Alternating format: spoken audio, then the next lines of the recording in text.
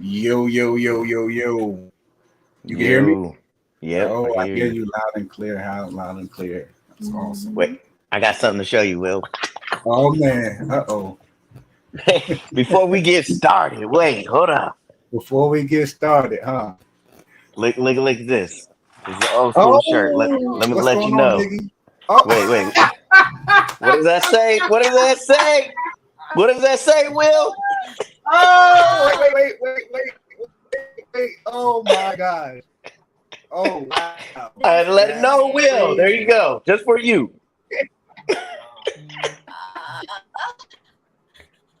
Oh, Let you man. know. No more. Oh my Oh, man. How do I do it? It's god. epic. Oh my. Spinning. Yeah, the internet is strong. We were just checking. I was just definitely checking on the settings. Wait for people to start rolling in and checking it all out. Shift one. Looking on y'all. Yeah, it's looking good. You might have lost them. No, I can hear you. Here. I see you moving. Mm-hmm. Yeah. It's a little choppy, but you're all right. Can you hear me, Miggy? Yeah, I think he just dropped. Did I drop? Or who? No. Oh, Will. Will and Audra. Yeah. I got it on another phone, so it looks like it's just us two right now. Okay. What's going on, brother? Ooh. How you doing? Nothing much. Pretty good, man. Your buddy hit me up. I'm Yeah. trying to send him to a couple of guys. I got a guy that's in Woodland. He's trying to get a hold of him, and then I got a guy in Real Linda. It's Hey, not too far. Sean, So what's What up? up? What up? What's going on? How y'all day doing? Going good. Good. what's up, Awesome. If it Gershon? skips out a little bit, we'll switch. We have a couple internet settings we can switch, but we're gonna try to get it rolling. Hopefully, everybody's week has been well. It's gonna be a fun little session this week. We're gonna talk the business aspects of it. I would love to see y'all perspective on the current market, not necessarily the economy, but kind of try to keep it ball python related. At least he said he's not 5'8", 4'8". He's not 4'8". That's messed up. Ah. Hey man, there's a lot of people repping the short people. Huh? You make sure you can see the 5'2", 5'2" right there. People got Make sure jokes you can today. say Gershon, It's how crazy. tall are you? I'm 5'10", 5'11". See, He act like he's 6'5". I'm Hey, I 5'11". should be 6 foot. I'm close. Exactly. I'm close. You like I should be, but it just didn't happen. Didn't work out. Didn't Exactly. work out. You know. Exactly. You They know. want me Oh, He didn't get man. that. He didn't get that combo in the genetics. I got the athletic ability. I didn't messed get up. that height though. Hey, we all have our ups and downs. We all have our Very ups true. and downs. But I know Miggy is big. His big thing is definitely lavender and a lot of combinations with that gene. Gershon, what's your main focus project that you want to focus on, or So multiple projects? my main focus for a long time was albino and getting albino in the clown. That was my main focus for a long time. I'm starting to veer that focus a little bit. Still working albino I got clown, but questions on working that. smaller stuff. Okay. I But got I'm it. also now working on double recessives, triple recessives, and quad recessives. That's where I'm leaning towards now. But also trying to get codoms in there too, which is the hard part. It's easy to make a Right. triple hat. It's hard to make a codom triple hat and then make that visual of all that together and be all in one snake. So that's the process now. How long did it take you to hit that clown? That clown laugh Ooh. or clown albino? So, I started, let's say, 5 years from 5 actually years? having a clown. I had a clown het albino. I paired it to an inchy het clown, or inchy het albino. Got a albino het clown, inchy albino het clown. Raised it up, bred it. I had a double het female too. So I had like 4 different females that could hit albino clown. Raised 3 of them up. One I bought. One I bought took 3 to almost 4 years before it actually bred, which sucks. Mhm. She just stopped eating on me at halfway through. The girls I raised up ate bred before her, but I missed the odds on the first 2 pairings, and then the second year I hit an albino clown and it died in the egg. Didn't come Oh out. no. So yeah, it's been a long process. Now I have like 2. I have the gold snake was an albino inchy clown, and I made that last year. So now I'm changing the goal with that project and adding codoms into it, and eventually adding another recessive. I'm actually going for an albino inchy pied clown this coming up season.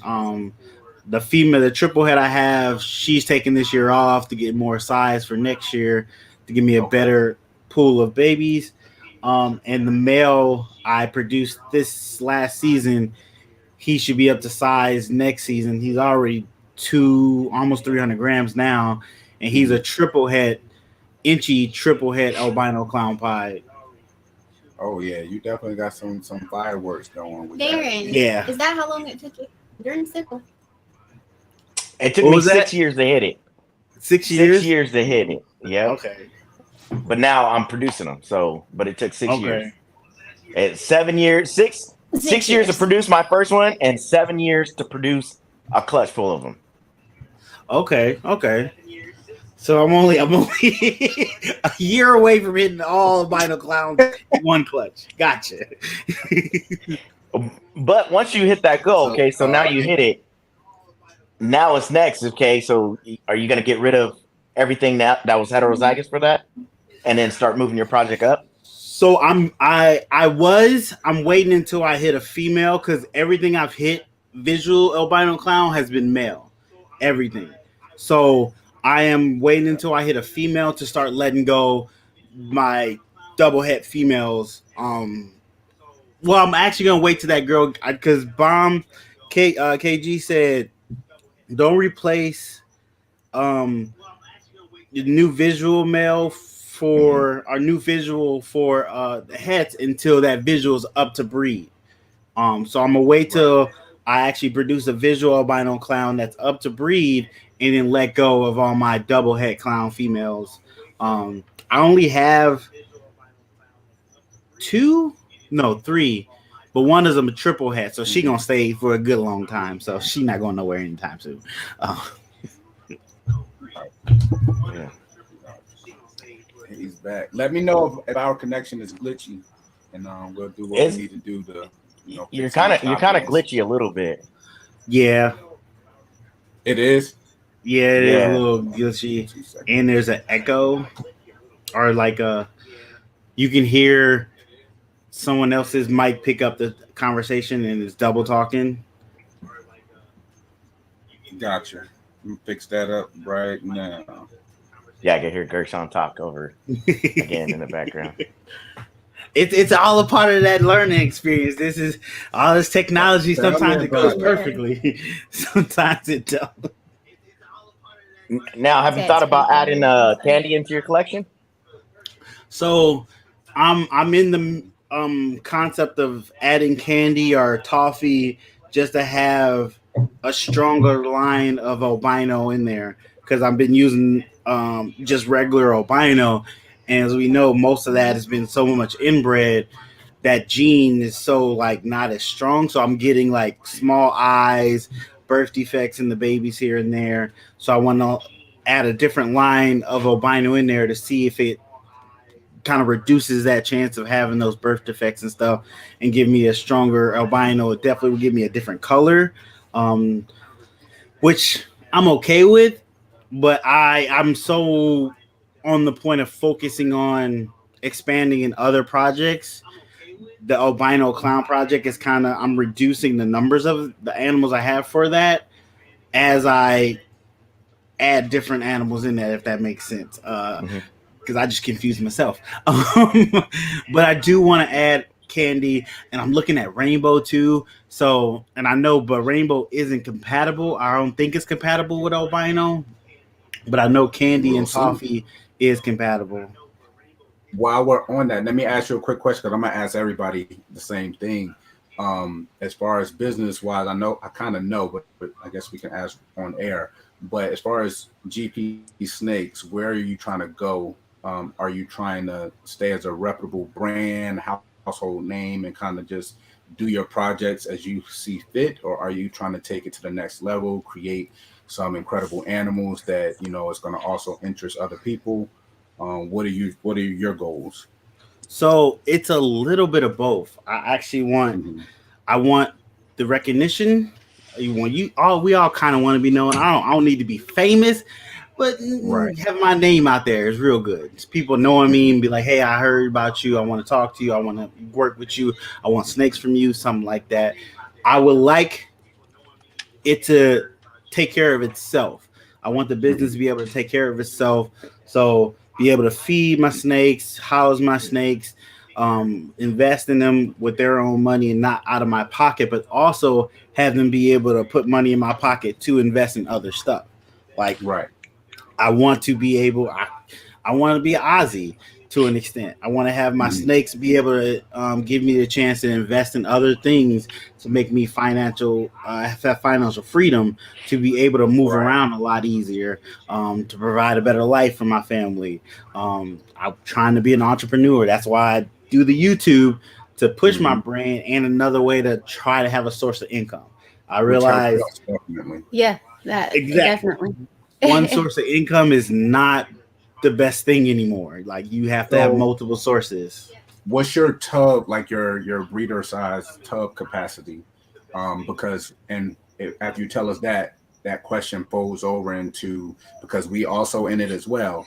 Albino, whether because I love black pastel albino, love it. One of the best combos we've seen. But I as love it. far as us having it, we have tele space, cool. We can work that project, do things. But if we're looking from a buyer's perspective, it's not sought after.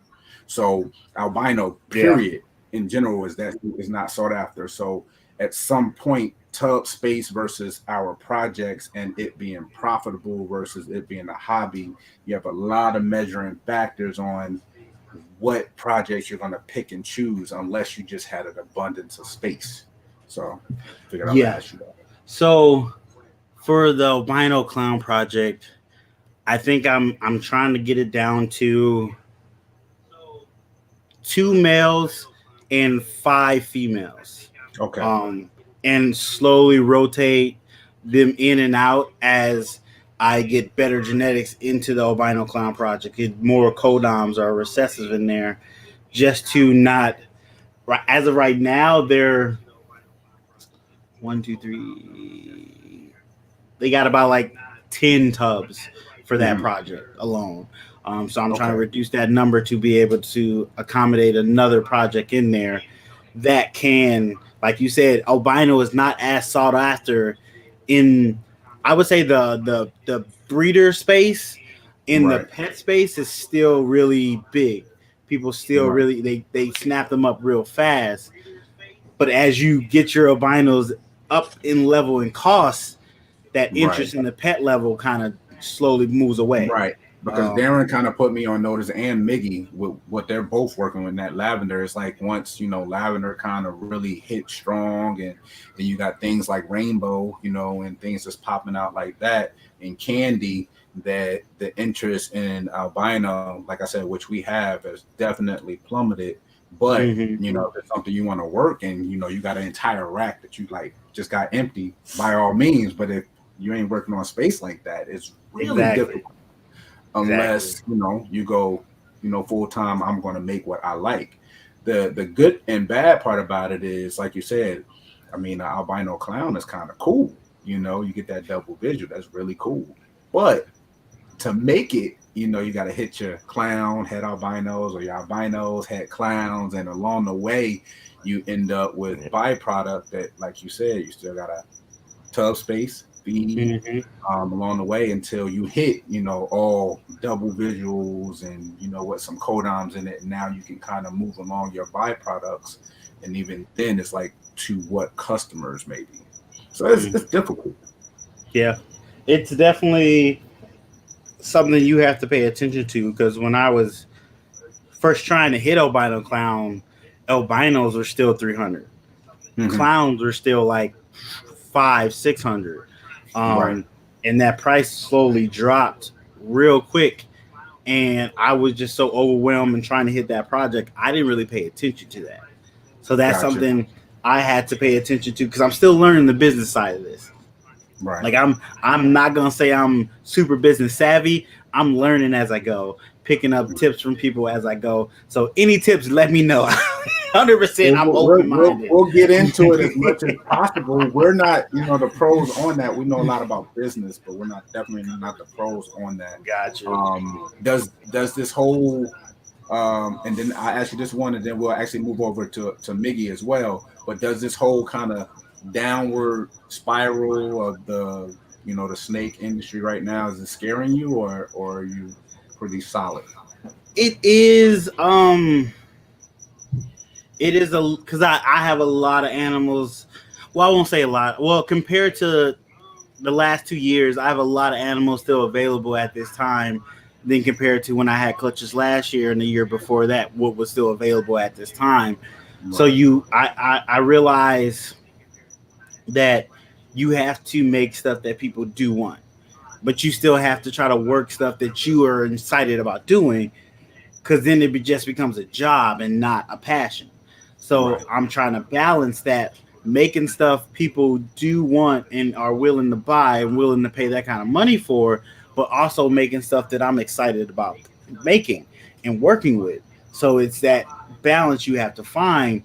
I also realize I have monthly expenses, so I have to be able to have income coming in monthly to pay for those monthly expenses. Them people ain't gonna be like, "Oh, you can get me in 2 months. That's fine when you sell it." No, they're not gonna do that, and snakes are not gonna do that when they hungry. So you got to be on top of that too. That's something I'm learning, especially as I slowly expand and my collection gets bigger. And I produce more babies. That's Yeah. more mouths to feed, and more money that comes out your pocket to get those rats. So that's things I'm trying to learn as I go, but I don't want to hurt the snakes in the process of me trying to learn that. So I'm trying to learn as fast as possible. But it also lets me know where I need my collection size to be for me alone to be able to take care of everything and still work my full-time job and make sure I have time for the snakes, Right. do the YouTube and all that other stuff. So Oh yeah, definitely pulls you in a bunch of different directions. So many. And Have you Miggy, thought about breeding your own rats? I would like to, but Oh. I can't do it in my house. The wife has a super nose. She ain't gonna stand for that. And hey, happy wife, happy life. So I'm trying to stay alive and not sleep on my couch. So the goal is hopefully in the next year or so, I can produce enough from the snakes to be able to buy a shed and have it solar panel fitted and everything so it runs on its own power. Right. And I can breed rats in there. I don't need like a huge shed to be able to feed my collection, though. That's the thing. So I don't need a whole bunch of space for it. I just need enough to work with to be able to feed my collection at a lower cost than I am now. Have you looked into it just yet, as far as the cost of the shed? I've been looking into sheds. I've been looking how to what's it called when you I forget the name. Insulate. There we go. Insulate the shed because I'm in Wisconsin. We got winter. We get -2 degrees, -20 degrees at times. So it's got to be insulated. I've been looking at cost of solar panels, cost of batteries to hold a charge, and all that. So I've been looking at the costs and trying to see what number that I need to get to be able to get that. On top of the rats, and the rat food, bedding, that monthly cost as well. Really quick question to you. How close, if you, in a perfect world, how close would you be able to set your shed up to your house? Reason I ask is because the investment side of, from what we know about real estate, the investment side of solar panels can be steep. You know, you need your battery, battery bank to charge up. All of that startup costs can be very steep, but in the long term, you kind of get it back. It may, benefit the situation if you can set it up close enough. Because ours isn't even really set up close, but if you can set it up close enough, you can actually do a lot of back work. It's a nice little workout, but do a little birdie service wire to go out to your facility, which is literally pennies compared to solar panel setup. You see this back work, this hard work. He always trying to add me in on this. Like this, I understand these ideas, and then he's like, "Oh, we're gonna do this. Oh, and now it's we. Hey, I got a rule in our household: if she don't work, she can't stay. Whatever. You gonna be in the vault. But I asked that because a lot of these places that do the sheds, they do them in such a way where they pump them out in such a kind of cookie cutter setup because everyone needs them. And for those setups, they're extremely reasonable. I mean, to the point of, some of them are, $50, $70, $75 a week, until you pay. It's like a pay to own. It's something extremely conservative as far as pay wise, and the space that you're requiring for the rats will be simple. So it'll be something that you would gain, then get delivered, maybe let it sit for 2-3 months while you do your power, and then hit it with the insulation costs, and then you're already up and rolling. Solar is going to be your most. So if you set up solar, even on a small facility like that, to have it really dependable, especially, during, even if it gets a little hot, you need to run fans or put timers. Yeah. You need such a battery bank to be dependable enough to sustain that. That's when you drop your money to the point of where it may be even more than the actual cost of the building. The building's going to be probably $1,500 to $2,000. True. True. I've been I've been trying to find like sheds on like Craigslist people got that I can just take apart, relocate. Like I ain't got no problem using my hands and building some stuff. I ain't got no issues there. At some point I was looking at maybe building a whole shed by myself, piece by piece throughout the summer, and just insulating the process. So I have no problem with that. My biggest issue is this is not our forever ever home. So the wife already trying to move from here. So I'm not trying to make too many drastic changes here that I can't just uproot and take with us. And that's fine. And like you said, that the offset of having some investment into it. Think about it. Try a couple of different locations, and we won't beat a dead horse with it, but try a couple of different locations, because we came across it when we found the builder to our facility. Sometimes these places you go to them and they may have a $2,000 brand new shed. They'll deliver it to you for free, but guess what? They'll have returns where you'll pay pennies on the dollar for ones they had to go and pick up. Because what they'll do is they'll also, like, in addition to going and picking up and all that kind of stuff, they have people who order these sheds like special order, and then they default on them or whatever, they don't go through with it, and they are you're just pretty much paying that off. And it's a part of playing the game. So we do that a lot, and we do this in life and we don't even acknowledge it. But it's the same thing of this week, and it don't matter the car. Say whatever car you driving, you go get a brand new set of tires, you get a tune-up on it, everything is good. And next week you get a raise, a promotion, whatever the case may be, and that nice BMW or Civic or whatever you wanted to upgrade to, you go and you trade your car out, or you purchase that and trade your vehicle in. You ain't going to ask them for the cost of your tune-up. Hey, can I get the car? You see what I'm saying? So it's kind of the cost of doing business. It is what it is. So I say that as, your yearly rate, let's say you spend $10,000 to feed your collection. Okay. And I'm just throwing a number out. Hey, that's a big number. You throw that big number out there. Now, hey, if you spend $2,500 in one shot of setting up your actual facility for your rats, and then another 500 to get it going with rats. And I know there's other fees associated, where now you're only spending a feed bill, a maintenance and substrate and everything for them. And at the end of that year, you're literally $7,000 invested into rats, where it's even lower than that. That's just year one. The years to come is going to be lower than that because you're not buying a building every year. Kind of pay for itself in year one. So you kind of think about the business aspect if you're able to literally breed your rats, in a facility where you're not going to be sleeping on the couch, like you said. It's true. Very true. And then you got to make the connection with this man coming up next, Miggy, because he's the rat guy. I mean, he's getting like 200, 300 likes on his rat reels on Instagram. It's crazy. I'm like, man, this is borderline That's some rat my porn favorite. on Instagram. Yo, What's going can you on? guys hear? Can you guys hear me? I was having issues connecting the AirPods. I can hear You you. good? Yeah, you good.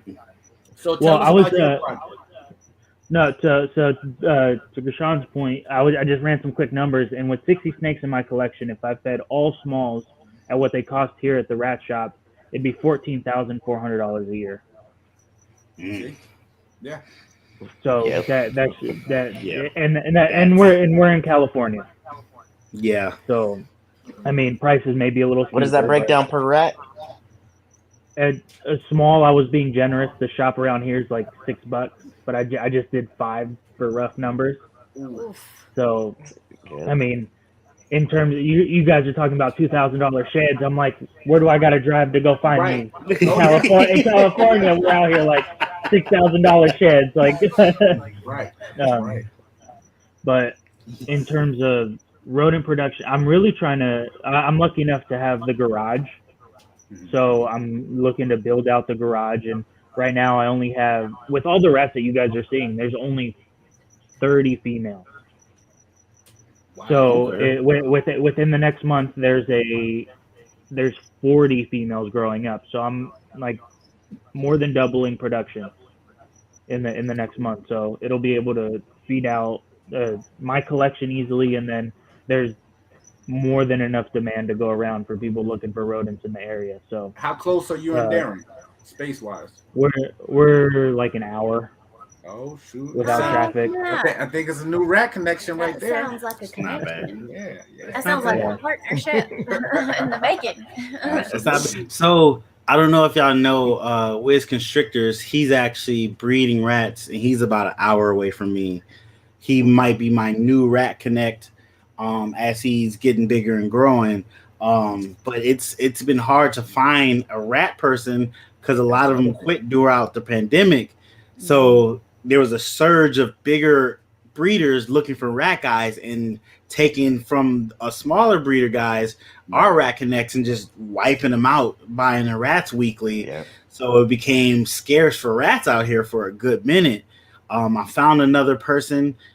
She has really good prices, a lot better than pet stores. But she's like 2 hours away. So to meet her once a month to get my rats, it kind of slows me down a little bit here and there. Right. So it is really getting to that point where that's going back to that convenience. Yeah. Yeah. It is the next business move to have like to do. Now we're talking about saving money and time. Yep. Definitely. So what I've noticed now too here, it was. Go ahead. No, what I noticed here that we were having that same issue where a lot of people were getting into it. The rat breeders were just shoving them out, and it was kind of hard to get some and feed some, and then their prices went up. Now they're starting to drop their prices. Are they? I think our prices. The prices are starting to drop. Really? Okay. Yeah. Well, that's that just you probably got more breeders over there now. Yeah. That just goes to show like the market moves in cycles. Right. So it's like you saw the used car market, everything went up. It's just like every other thing went up. So it's all cyclical. So just you have to get in where you fit in. And one of the sayings that I like the most is from JP actually. he said that the rodent production, why would you let somebody else control that aspect of your business for you? Right. So if you have the ability to produce rodents for yourself, it's a no-brainer. It's very true. It's another aspect of your business to cut margins and make to grow margins on your snakes. Because if you're feeding your own collection, you're saving. I think I'm saving about $7,000 a year by breeding my own rodents. Easy. So, Absolutely. so the bottom line on snakes that are sold just goes through the roof. Yeah. And that makes it far less of a burden to keep holdbacks and hold stuff back that isn't selling in a slow market. So it all just goes back together. Like the more pieces that you're able to control, the more flexibility that you have while times are slower. True. Sorry, that was really loud. But yeah, that's real smart. I could totally agree with that. Not having someone else control how your business is run because if they have rats or not, like that controls how you feed, that controls how you breed, that controls when you can sell stuff because you don't have enough food in them to be able to sell them yet. That is a very, very realistic point. I got to get on top of this. I got to try to figure out how to sweet talk the wife and let me breed. Honestly, because it would take a big stress off of me worrying if I'm gonna be able to get rats this month. Where am I gonna be able to feed everybody this month, or I'm gonna pick and choose who eats and who gets ready for the season. I mean, there is still the obstacles of breeding your own rats. You got to dedicate that time to clean, make sure they have water, take care of them, all that. But I'd rather have that issue than stressing if I'm going to be able to feed this week or get my rats that I need this week. Right. So, yeah. Once you get in a routine with your rats, it's not that bad. Not as bad as everybody playing. Oh, man, there's so much work. It really isn't because it's pretty much stay on top of them and switching out that bedding. That's it. And then they'll keep breeding. They breed so much, it's crazy. I'm like, with Will saying his buddy just picked up 15 racks, I'm like, I don't know if I could do 15 racks, but I mean, I get it. It's easy, but that's a lot of rodents. I don't even have like a quarter of that. That's all he's doing. That's his full time. He's probably up to 30 racks from ARS, and he has still a few that were built. He has to build some. But he's supplying Tennessee. Wait, when you say he got like 30 ARS racks, like the full racks? Full racks. Yeah. Yes. He's Carolina rodent. Looking like this in the back. And he's solid, man. He's solid. He's been extremely dependable.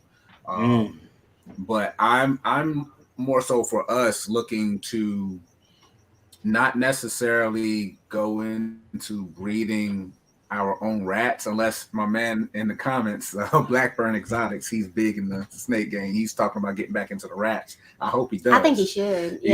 I think that would be great for him. I'm looking to more so for us to, because she likes playing with them. So I'm like, that's going to be all on her. But set up like there you go. The little piggy, the little piggy's not enough or what? Yeah, I mean, hey, now listen. Every time with this pig, look, you're gonna get a box. It's gonna come Delta right to you. No, Roscoe's not going anywhere. He's about to go. Roscoe. Hey, I'm sure he's fed well. This gonna make some nice crispy bacon. You hush, Miggy. You named him Roscoe? They did. Roscoe Pico Train? I love Dukes of Hazzard. I love it. Really? I want to be able to house enough breeders, a few females, couple males, and to produce my pups. I want to be able to produce my pups. Yeah. If we could produce our pups here, I think that'd be tremendous. Yeah, he's funny. That is a big help too. Yeah, I clamp. He can't pick them up. Yeah, I don't pick them up at all. I just pick them up. Yeah, that's funny. Like, oh, absolutely not. I'm not touching that. Look, I have them all over. Okay, I'm like, come on. Look, that's crazy. Pick the rat up, like, come on, man. No, he won't. He's crazy. Like, so I did. Hey, look how buff he is. He's all big and buff. That's how my brother is. It can't I pick up a know. rat. So scared of a rat. I'm like, Elephant man, afraid of y'all, the rat. elephant, elephant see the mouse. Whatever. And it gotta be the long one, the 14-inch ones. It gotta be long. Wow. Yeah, so it can't turn around and bite you, huh? There you go. But if you're nice to them, they don't bite you. Yeah, okay. Yeah, you got to get them used to you. A happy rat is a Yeah, happy Mickey does it meal. all the time. He shows you. He's petting Will them. needs Look, that I shirt you're should wearing, roast it Darren. with him. Oh, yeah, you really bite too. It's all right. It's I can take all of that, guys. It's fine. Yeah. But You see how he's deflecting. oh, I'm definitely gonna deflect. He going to a Mickey, different so subject. your project. What's your favorite project that you're pushing in your and your production as far as clutches and your tub space? Are you maxed out? Are you cutting it close, or is that an issue? Oh yeah, I'm already maxed out on tub space, so I have to build more racks. Yeah, I have to build more racks, but I'm trying to do the Aussie method, not have so many animals, but just have really quality animals. So I'm starting to move stuff out, move single gene females out, because I have either double or visual recessive genes to replace them with. So I keep the collection to a certain size. One of the projects I'm excited about is albino clown pie, making those triple recessives. I'm also working on getting clown into G stripes, so I'm pairing. I'm trying to get my albino clown boy to pair to my albino genetic stripe girl, but he doesn't. He's still young, his first year, so he's not figuring it out. So I throw my pied yellow belly het clown in there with her. So since we have testing, I can test and see if they're het clown, because he's het clown and she's just an albino G stripe. Okay. So I will make triples with the chance of them being quads. So that's a way to get to my quad project, especially now that we have testing. You can take those long shots on those odds and get those animals tested. I'm working on my, technically it's enhancer clown, because I have a clown head enhancer female growing up, and I have two of her siblings who are 100% head enhancer, 66% pos het clowns. I haven't got them tested right now. I'm just raising them up, but I'm treating them just like 100% head enhancers. So I'm just worried about that right now. I'm have to figure out if I want to stay enhancer or if I want to get DG to go into that project. You see her response to aren't they compatible? DG. They are compatible. Yeah, they're compatible. But she's not a fan of either. I told her the other day after we did our we did a live, and Mike, her collective, cool. We had an awesome one going, and she sat there and she was talking crap about DG. I'm trying to nudge her, trying to near her, like shut up. She about to get us camp suit, like don't talk about DG. I love DG. I don't. It looks like washed out yellow. I could understand that, because I don't like hypo, but I like DG, so it's really weird.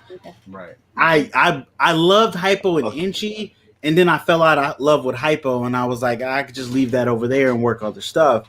Now hypo's getting big again, and I love DG, and I do like hypo DG, but I don't think it's necessary for me. Will, you wrong, Will. Will's wrong, man. He said DG is a bright yellow blade. Oh, I can understand that. Hey, I can understand that. When you see it in the Exanthic and clown, the DG Exanthic clown, it pretty much makes it like takes all the color out of it.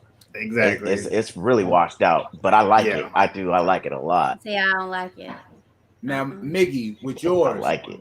You tell us your outlook on your collection, your direction, and tub space. So I actually just placed orders because I use the Vision racks, and they actually make 18 levels. So on the back wall, all the baby tubs, they're just the 10 level ones. But I measured it all out, so I've got 2 extensions for the racks, which will give me like an extra 60 tubs for this coming season. So yeah, so I'll be good to go. And plus, I don't think I'll be producing more than 10 clutches this season. So we average like even on the high end like 9. That's 90 Okay. babies, and I still have it. I still have one 10 level rack that's completely empty. So Okay. like the Now this infrastructure is was one of 10 the biggest clutches for things. your first year. Last year was my first season. Late Okay. last year. Okay. Yeah. So last year I've already doubled my production this year from last year. Wow. So last year I did 1, and then this year I've got 2 in the box already. Okay. Okay. And Yep. what are you using to incubate? I've What got the sea serpents, the 60-inch, the big boy. Okay. Okay. Yeah, we got the same Yeah. one. Okay. Yeah. Okay. Perfect. Perfect. And then I saw that you guys just picked up the Wilbanks ones, and then you guys just ordered another one. Yeah, we have 2. But we're going in the gecko direction with those. So we have 2 of the smaller ones. We actually have them stacked on top of each other because of the footprint. And it's more of we wanted 2 so we can have 1 in case of a backup. We're going to utilize both of them, but we're thinking about, actually Darren and I were talking on the phone. We were thinking about upgrading from the sea serpents to the Wilbanks, the big one, the 64. But I think we're probably going to go a different direction than that. If we do end up maxing out in the sea serpents, I think it's better for us where we are to just get another sea serpents if that was the case. Reason being, sea serpents is, $1,200, even $1,300. Mike Wilbanks, yes, you can hold more, and it's newer technology, but it's like $4,000. So we already have this one, and if we needed another one, more space, we can get another one for around that same price. You're still into a max $2,600, and then you can actually hold more than one Mike Wilbanks, and then you go back into the gecko mindset of why we have the other 2 Wilbanks ones. You now have 2 separate incubators where if one failed, you got a backup, so you kind of fall into that category where if you have one Mike Wilbanks, and I know it's quality because he has some nice quality, but if that fails, you really screwed. So that's kind of the direction we're going with it. So we're probably going to keep with the sea serpents. And plus for ball pythons, you don't need the cooling aspect, so it doesn't make That's sense. the conversation me and Darren had. Yeah, it doesn't make. Why pay for features that you don't need? It's like right. See, I'm balling on a budget, so I can't get neither one of those right now. Stop it. See this right here. I'm gonna make that an incubator. Okay. That's my next project. I got a Budweiser cooler. I'm gonna set that up. How long you had it?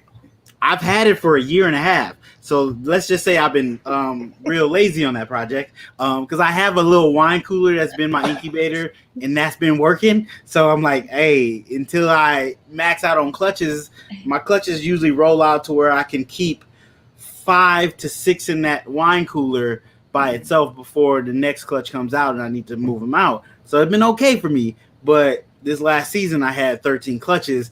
But luckily they rolled out at the same time. So we're gonna put them on the spot. This is the thing though. You already know Will's gonna do it. So why not?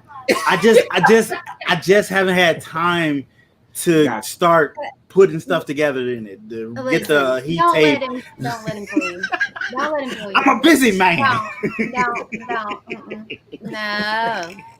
Hey, nothing wrong with that. I have a fridge in the garage too that I haven't touched, and I've had that for like a year and a half. But it's like like you said, you guys are gonna go out and buy your sea serpents. We've got a fridge that we need to finish up. So when the time comes, we'll have a fire under our butt to get that done. Exactly. I work really well under pressure. That's the biggest thing with ball python breeders. We don't do anything until the pressure's there. A lot of them don't move. Upgrading, doing anything until that pressure comes on. It's like, okay, now I really got to do it. Then we wake up and we go work on it. Yeah. I need to stop doing that, but I'm a procrastinator. Yep. I can't help it. You're going to have to change that mindset. Oh, yeah. I really do. Hey, I'm sorry about that. That noise you heard just a second ago. It sounded like bickering and stuff. I got a problem with audio. I was hearing more crickets than anything. He's not gonna have not one single hair left in his beard by the time. What's up, John? Thanks for coming through. Oh man. So Darren, now with wait. So Miggy, what's the main project that you're pushing? I know it's lavender, but where are you taking it? I really want to work the Starburst Holy Grail stuff. So the way the collection is set up, it's not really going to explode this year, but it's going to be 24. Explain So the Starburst. The lavender leopard enchi. Okay. So that Like with that. with the addition of clown and pied. So getting all those recessives into in there with those codoms is going to take a little time, but I think I've got the building blocks to do it. So this year I'm really just hoping for a dreamsicle het clown. Got you. And Will, then with the group, keep poking on me, pulling on me, abuse. This is abuse, but I got evidence, you know. And it's funny because that's she's why like, it looked like that. She's like so little, you know, and then people see me and they're like, "Oh man, you're big," but she be beating up on me, man. This is like real life. I'm not little. I can't even do anything. You know? I'm not little. I can't even do anything. Can't even do anything. Sounds like such a victim. Hey, you know what she tells me? Such a She said, victim. "You in the South." He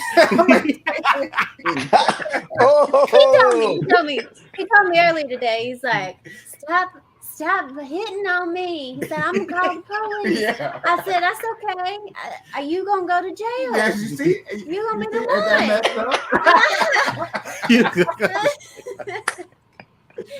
Oh, man. She have you out there picking cotton. Yeah. That's the story. Y'all need to hear that story.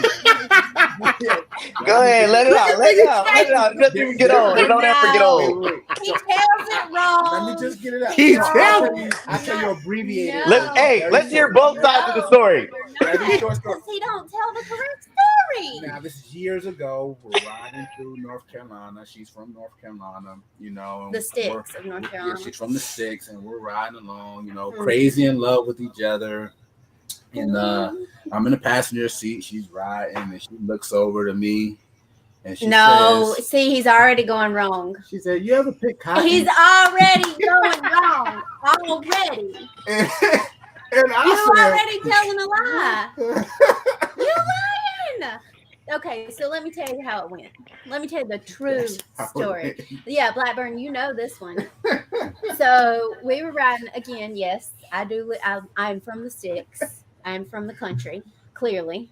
And we're riding down the road, and he looks over into like one of my old hometown areas, and there is a cotton gin, like that was still in functional capacity. Like they took us as kids and took us to the cotton gin for a field trip, and we picked cotton. You okay, can't tell the prefix to it. That roll out with the story. That happened. But she give you Those are field trips. People talked so about that. Anyway, he says, "What is that?" I'm like, "It's the cotton gin. You ain't never picked cotton before." And it just he's like, no, I haven't. Look at Miggy's face. Yeah, I'm like, they took us as kids. Y'all, I want you to know how bad my mama was when I got home from that field trip. That time she said, "Y'all did what? Yo, we didn't even get to keep our cotton either. You got back on the bus and you threw your cotton free in their little work. bag." Free this labor. is the funny Free part labor. about it, because we joke about it because this is life. Yeah, know? it is. But the crazy thing about it, I'm from up north. I'm from Jersey. She's from down here. And that's like unheard of. Like you would have seen people marching. Like Yeah. it wasn't going down like that. Like That's you take someone's kid, to Yep. And it was crazy. And I'm like, you are not being serious. And she was serious. Several people Has had a heart stories. attack. And people telling their stories on YouTube and everything about the same situation. So it's funny to see people come from different walks of life. Yeah, because you just and you don't know what you don't know until you know it. Right. And so Very I was true. like, I was genuinely surprised, because everybody did it. It didn't matter. Like you were a kid. I think it was maybe, I don't know, 6th grade or something like that, 5th or 6th grade. And they load us all up on these school buses and they transport us out to the Ellenboro Cotton Gin and we learned how to do it. And then they put us out in the field. You're very impressionable at 6th grade. Yep. Right? It's crazy. I mean, we were all out there in the field. We thought we was really doing something too. Oh my like, God. and like, you can just see how bad the school system's like. They don't tell you the real behind some of that, but it's really sad. But at the same time, like when you're a kid, you're just like, oh, okay, this is what I'm doing now. This is what we're doing now. Yeah, I know people don't like to talk about race. No, But they need. Well, we need to talk about stuff like this to each other so we know about each other. Like a lot of our fears and rumors is because we don't know about each other. Accurate. And the more we know about each other, the less that rumor mill can spread and fear of stuff can spread. Because I know this person now. I know what people have been saying about this person isn't true because I've talked to them. I've got to know their culture, got to know their religion. Accurate. The more we grow together, the easier we can grow and be together. But so many people are set on keeping people divided. Well, I Because mean, they it's make just money from that it. Everything is the same. It's You know, constant. even, politics and everything. The more you divide, they conquer.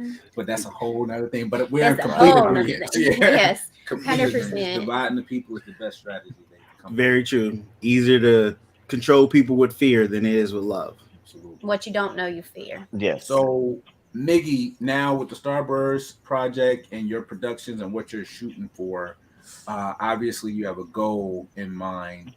Do you have any worries about moving?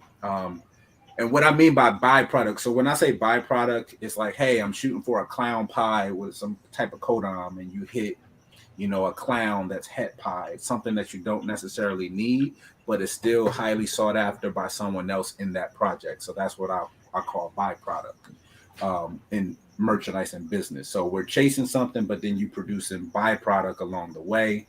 Do you have any issues moving your byproduct or foreseeing issues being able to move it along to the next person? I don't know. I haven't tried like selling stuff. Like I've listed my first clutch on Morph Market. I still have a few babies from it. But Okay. Oh, you it got was a lot of stuff to look forward to. Yeah, Window it was- shoppers. Oh, yeah. Enjoy it, man. but with the stuff that I'm pairing and what I'm producing, because I have a Grail Het Pied boy, so everything is gonna be higher end, and so it's gonna be a lot easier to hold everything back. And I'm gonna find myself probably in Darren's situation where like, hey, I'm gonna hold back more things than I actually need. No So- one is in Darren's situation. Hey, I'll be doing it right now. I'll be doing it right now. What do you mean? Hold back. Oh, look at that. well, That's wrong. Well, hey, I have no issue holding back the byproduct, as we say, because the byproduct's going to be triple hets.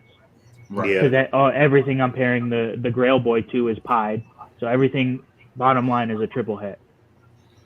So if they're females, I'll keep them all. If they're males, hey, maybe list them on Morph Market, see what happens there. But even if not, I still have room in here to grow, put up more racks. And just wait till the market really turns around, and once people really want to get back into it, hey, who's got that Grail stuff? Oh, Miggy's got the Grail stuff. Everyone's coming to Miggy. What you got? Oh, I've got triple head boys. I've got triple head girls. Like, hey, I'm ready to ride out this wave, pick up codoms that I need for the project, and ride it out. Because the only way that you lose in this game is if you get out. True. Yeah. So, We watched somebody was free- doing that. Go ahead. No, what is it? Delphi, that guy Delphi from Vacaville. Yeah. He was basically holding his stuff up and getting almost a breeder size, and then he turns around and sells it. Will picked it up, and I couldn't believe it. I was like, I wouldn't have let it go. This is already out. Breeding one time at least, Almost. and then let it go. Pie male. I mean, it was a 2021. He's locked. Yeah. 2021. But you can do that. You He's can already hold that breeding. byproduct back when you breed your own rats. It doesn't hurt you to hold stuff back anymore. Right. Like you don't have to make that space. So that's another reason to breed your own rats, which darn it, Miggy, you're on top of it, and I gotta get on top of this. well, not only that. Like once you start breeding your own rats, you start to see the demand in the area, and it's opened up like another avenue. Like what most wealthy people talk about is multiple streams of income. Yep. And so talking to multiple breeders, it's like, hey, yes, this snake stuff, you have really good snakes, but it takes way longer to get them going and production's way slower. This rat thing is way more consistent. If you can get a solid customer base and you produce high quality rodents, people are going to start coming to you. And and I've talked to 4 or 5 people that have breeder friends that are doing it in small garage spaces, and they're making like 80, 90K a year with rodents. Oh yeah. So, yeah. I mean, once you start doing it, your eyes open up, your horizon opens up, and then once you can show the lady the W-2, she's like, okay, I'll put up with a little smell. Yeah, that's what I'm trying to get to that point. Yeah. Oh yeah. But I was gonna touch on this because are you located in an area that allows ASF production? Yeah, we have ASS. Yeah. Why not ASFs? Because ASFs smell less. They are typically better for the snake. Like a lot of people are transitioning over to them. Like go ahead. Sorry. No, go keep. No, so now that ASFs have become more plentiful out there, there was a time where people were like trying to stay away from because there was that myth that they don't switch over once they get on ASF. They're stuck on there. If you're in a state that can't have them, you just got a dead snake now because it's never going to eat again. Now that rumor has been kind of swashed a little bit that they do switch over decently. I am looking at producing ASFs only or doing a mixture of both because a lot of people that have moved to ASF say their snakes seem to get bigger on them. They seem to have their scales look a little brighter, and they don't need as many ASFs to feed their collection because ASFs breed and produce at a higher rate as rats, and they don't outgrow their snakes either. So those are all positives, and you're like, and they don't stink as bad. And apparently they don't eat as much, or they're a lot neater when they eat. They don't just waste their food. They really take their time with their food. So all those factors are in my mindset, but they also say ASFs are real bad cannibals if you don't keep them in a certain group. Like you have to make sure you keep that group together. You have to not bring in the outside ASFs to that group. So you have to really take your time to build that colony up. And they're real good at chewing out. So all these factors, I'm moving back and forth and trying to figure out what's the best step for me in the future, what to do. I'm just building that checklist of pros and cons on both. So talking to other fellow rat breeders, I talk to Will quite often from RCR, and he's switching his collection over to ASFs. And what he's noticed is that if you give them enough protein, then they produce like crazy, and it almost eliminates all that cannibalism.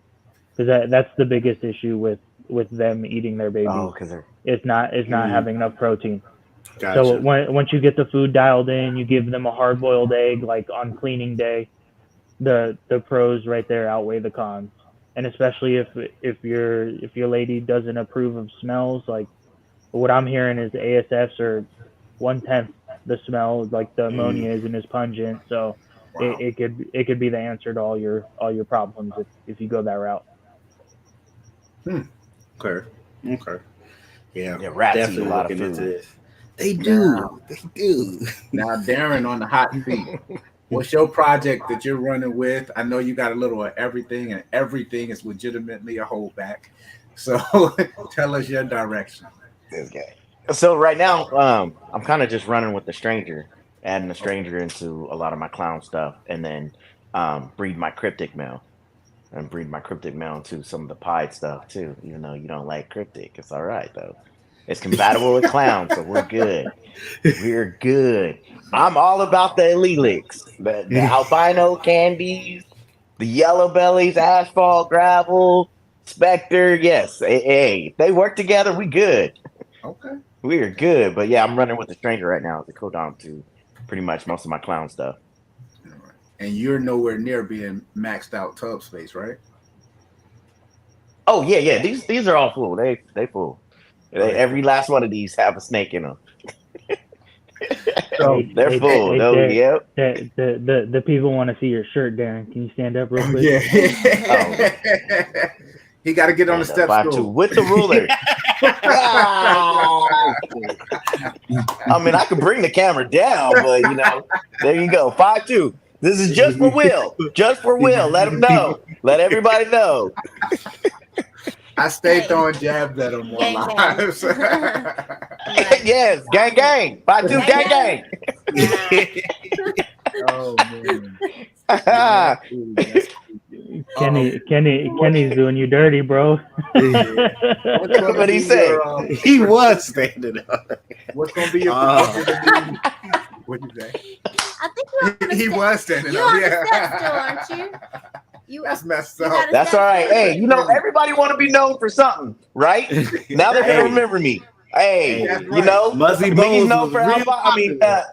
Gershon's known for albino. Miggy's known for a lavender albino. There you go. Now I'm 5'2". It's cool. Remember that. Remember that. I'm okay with it. I'm okay with it. Good. Hey, don't let them get you down, my short king. Do your thing. He already down. What do you mean? Ah! Oh man. You guys.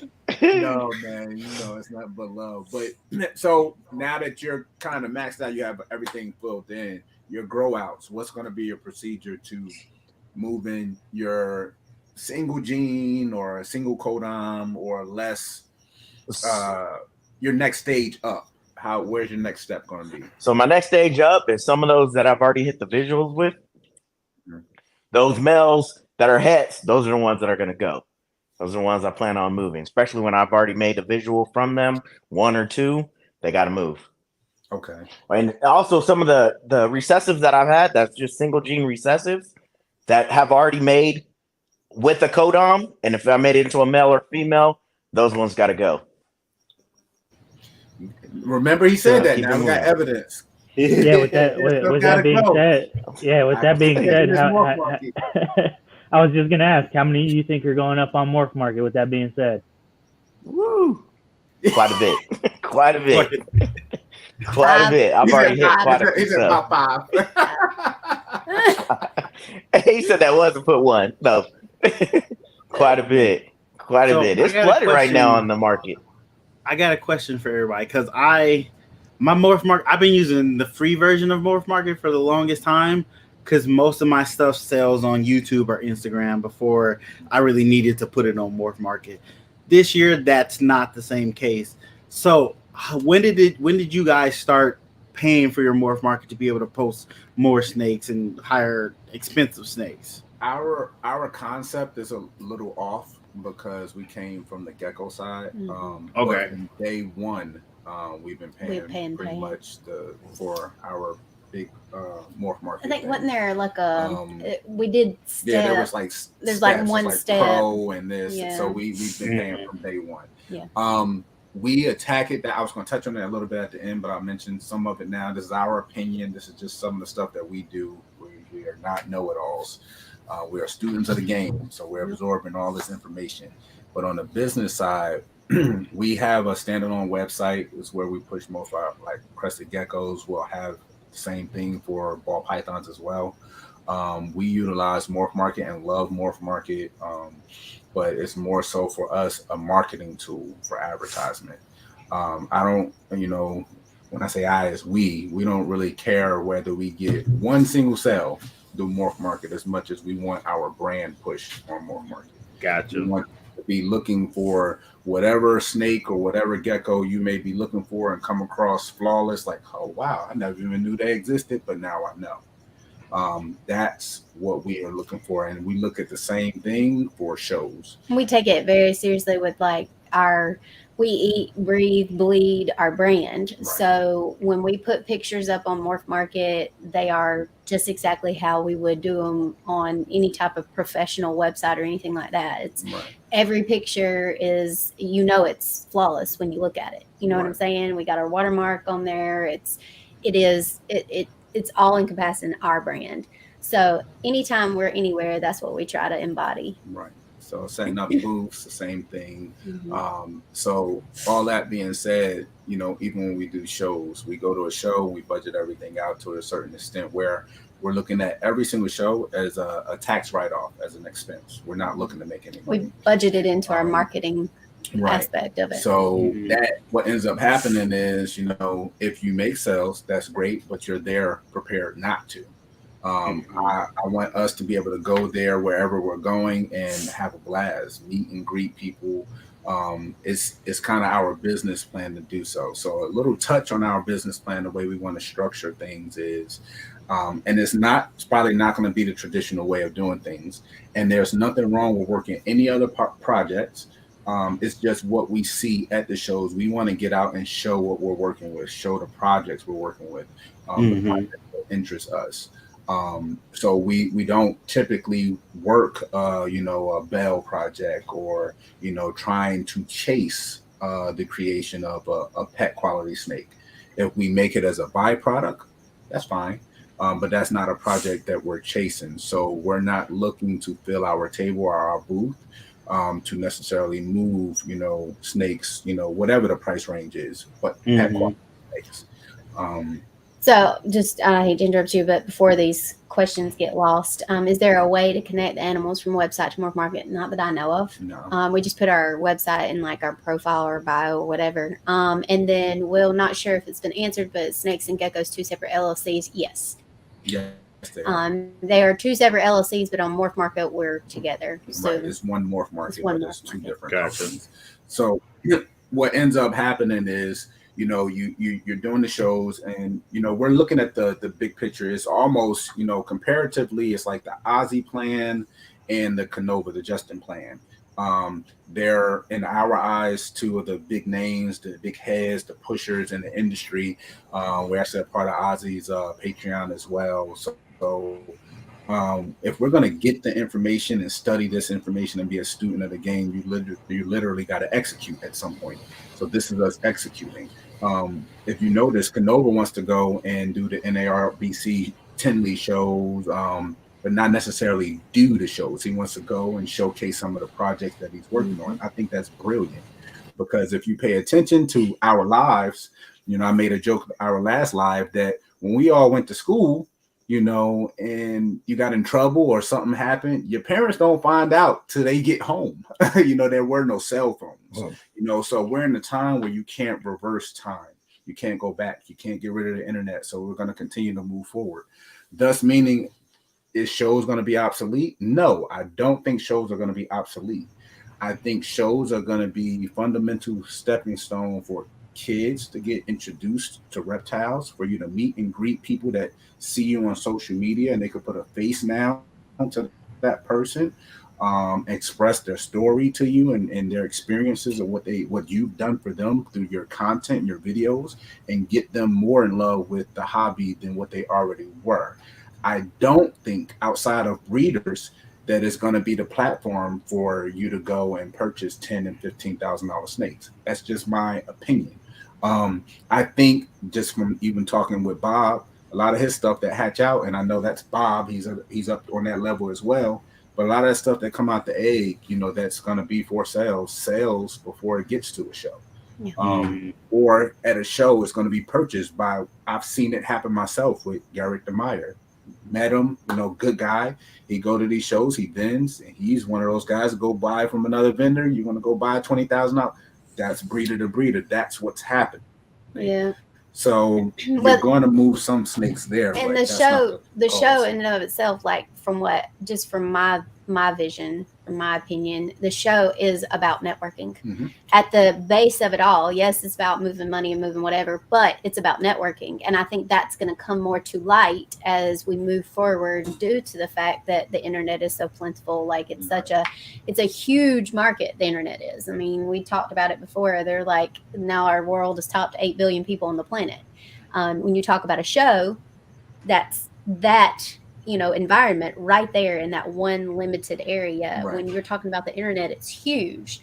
So to be able to kind of network with these shows, where there's people like at the Las Vegas show and in Tinley, they come in from South Korea coming over here and we actually get to meet these people. Right. But if they never saw us on the internet, they wouldn't know who we were. Exactly. So I just really feel like networking, you know, you meet people that you didn't know, you know, in different areas. That's why we try to go to different places instead of going to the same thing twice. Exactly.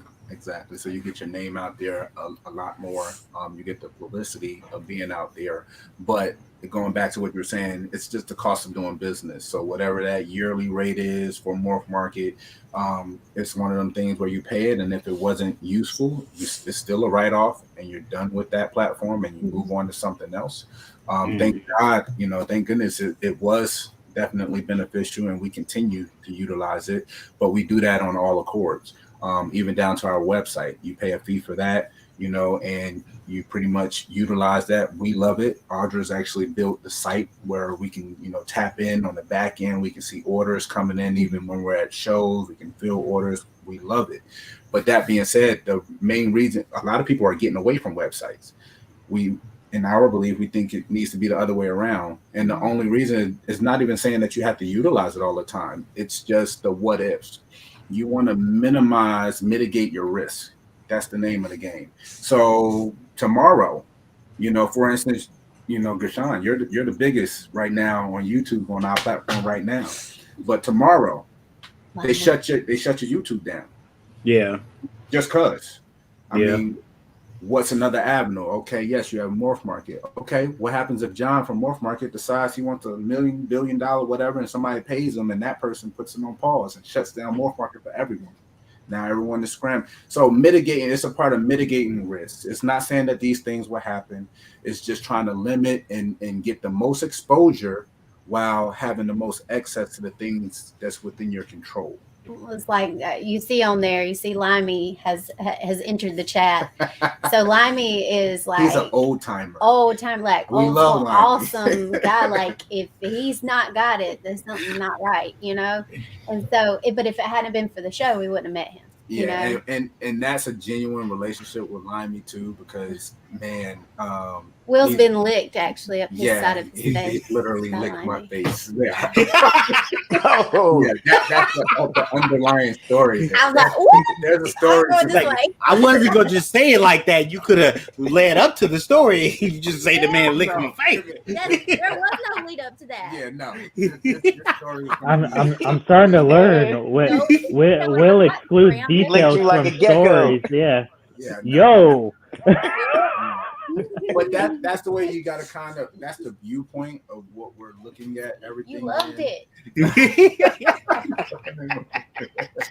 But it's very hard, you know, to kind of try to make a breakthrough into the industry, in both industries. You're just consistently trying to put your best foot forward. Short story, really quick. When we started, you know, FCG, when we started Flawless, we had our first 2 releases where we did website release, you know, posted on Morph Market and things of that sort.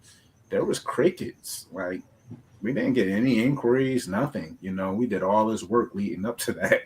And I'm just like, man, what do you do next? But honestly, all you do is you keep pounding that pavement. You know, you just keep pushing it. Ain't nobody worried about what's coming out your mouth. You need to check the comments.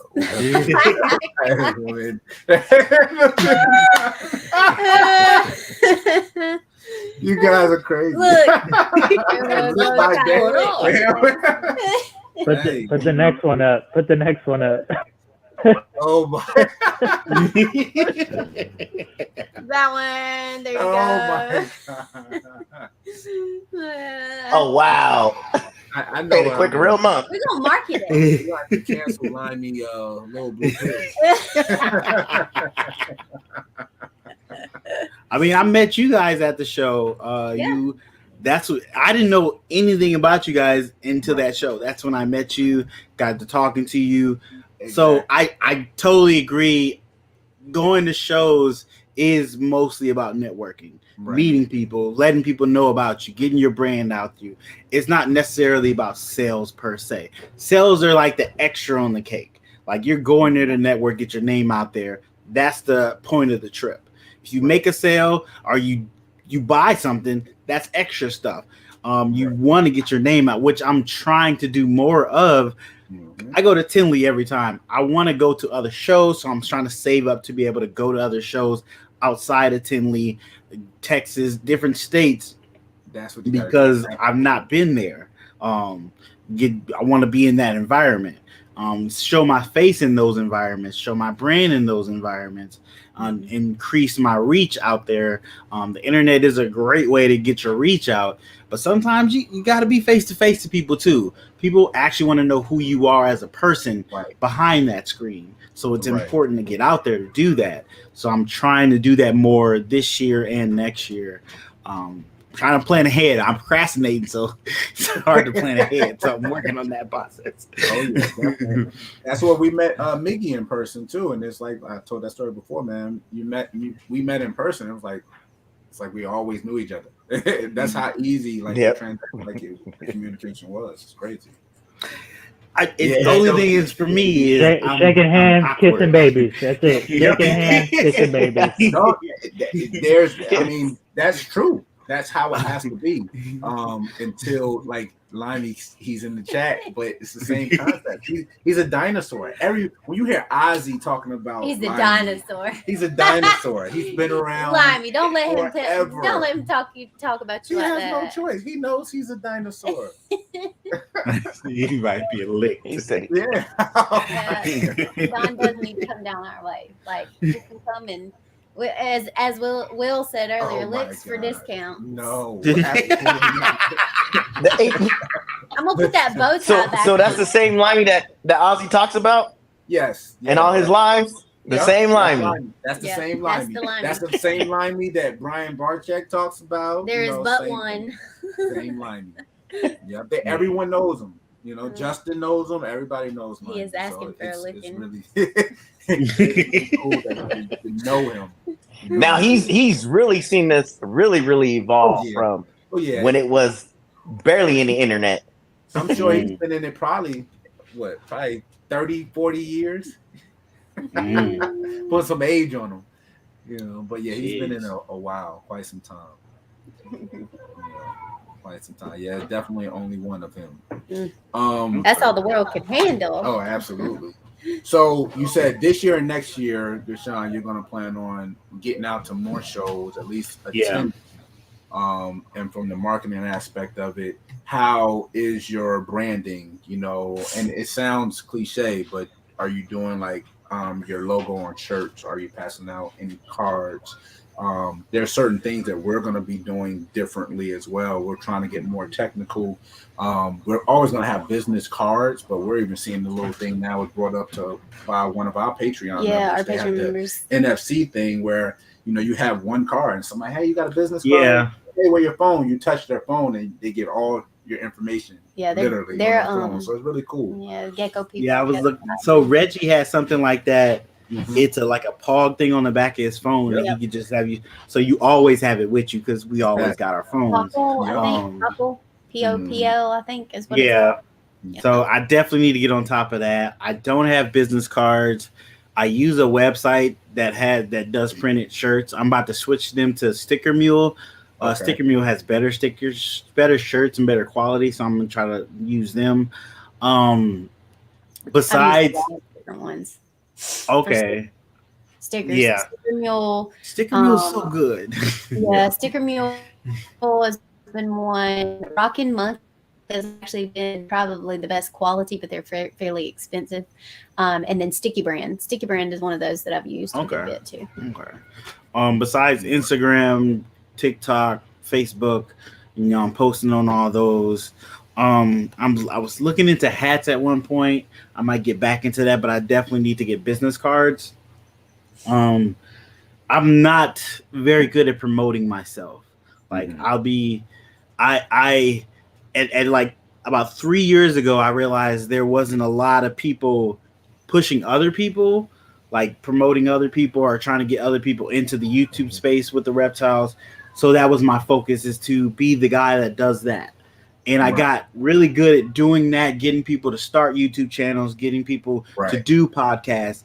I got really good at that I focused so much on that, I didn't promote myself. Right. So now I'm taking a step back and trying to get better at promoting myself. And it's hard for me to promote myself. I know it sounds weird because I can promote anybody else. I can be like, hey, go check this person out. It's hard for me to be like, go watch my channel, go subscribe to my stuff. It's I don't know why it's hard for me to do it. I'm working on it. It's a process. So I'm trying to push myself more out there and promote myself and tell people to come look at me and come check me out.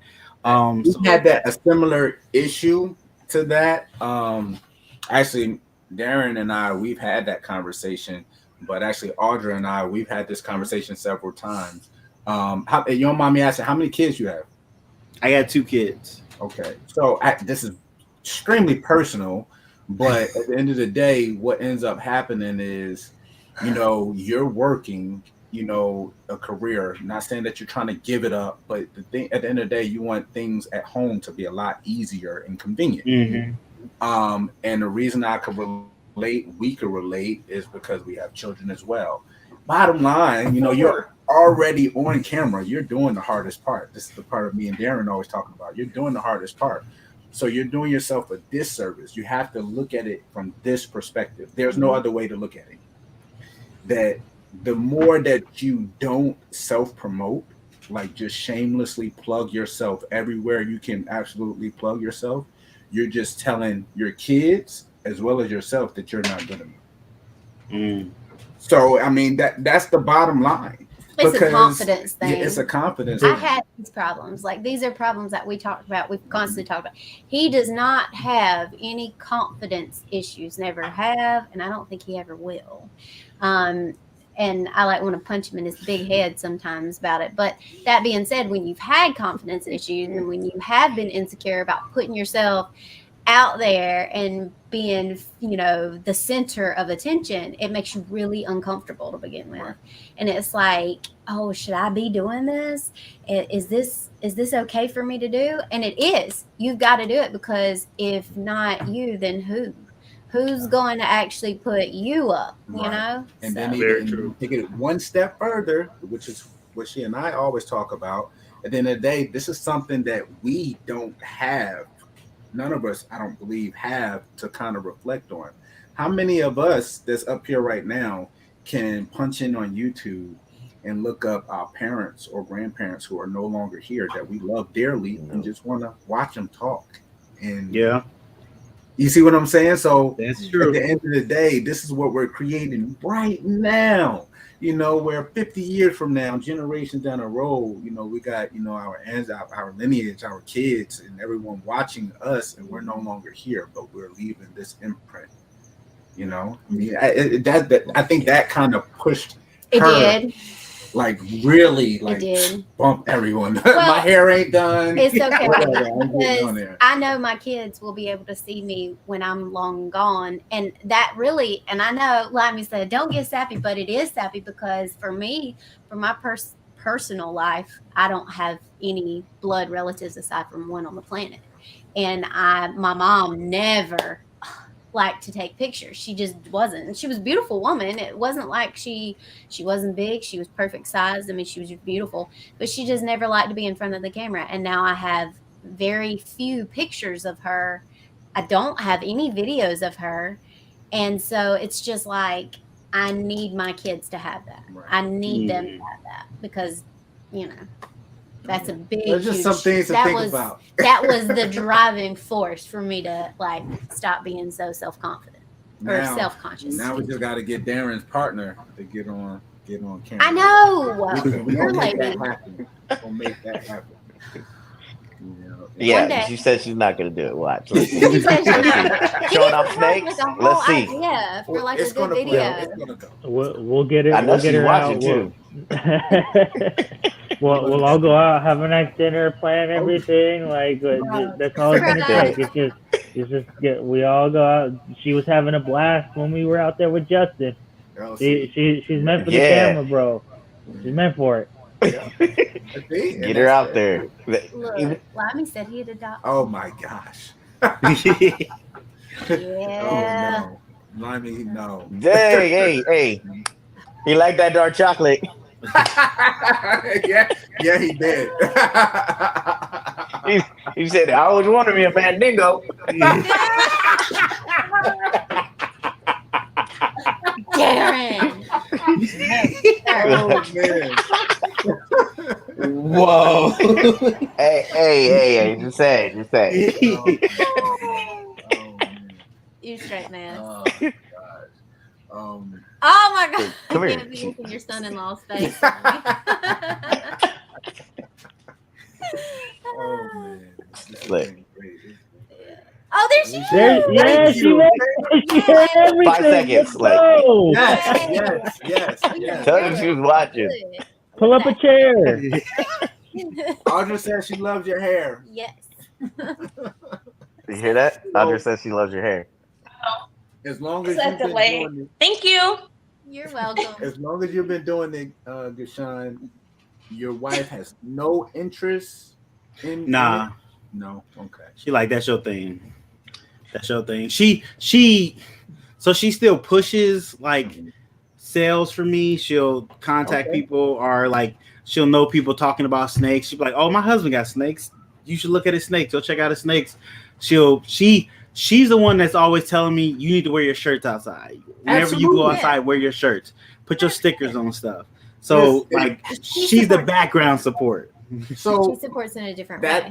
that's Mhm. major. It's huge. And dude, I'm surprised that you don't do that already. It gets to a point that, like, for instance, our closets have all kinds of clothes and all this stuff. But guess what? Anytime we're on video or anytime we're going somewhere dealing with the reptile, going outside of the house, you gotta live and breathe your brand. Even if you don't get a ton of shirts to sell, go on these sites and order different colors in your logo, all your size with nothing for sale. And literally your wardrobe now as a grown man and small business owner need to be different color jeans and your branded logo shirt every time you go outside. Look, seriously, like we went to Las Vegas or whatever for the reptile show, right? And I was like, before I was like, what are you taking? Because I wasn't sure, you know. And he's like, what are you talking about? I'm like, well, are we going out to dinner or something like that? And he's like, yeah. And I'm like, there are some really nice restaurants in Las Vegas. Like they have like, you know, dress codes and stuff like that. He's like, I'm gonna wear what I wear. Yeah, I'm gonna wear my clothes. I'm gonna have what I got on. Straight Free advertising. as he did. Yeah, he and I he sure puts on did. his With jersey, my his flawless jeans. jersey, we got different We colors. walk into this nice restaurant. I'm like, here we go. Okay, we repping it because I'm with it. But yes, she must be a lot nicer than me. But that just states that, you know, that Darren is a lot nicer than Will because he doesn't have to have his beard pulled out. Oh my This is goodness. true. You see what I'm saying? Just wait, we changing the battery. You can't see us. Beard. I know you can. No, you're good. Yeah. I was like, does that W stand for Will? Will ain't here no more. West in peace. Yeah. West in peace. It stands for West in peace. It's over. I do agree. I should wear my shirts more out in public, at work. I just, it's a me thing.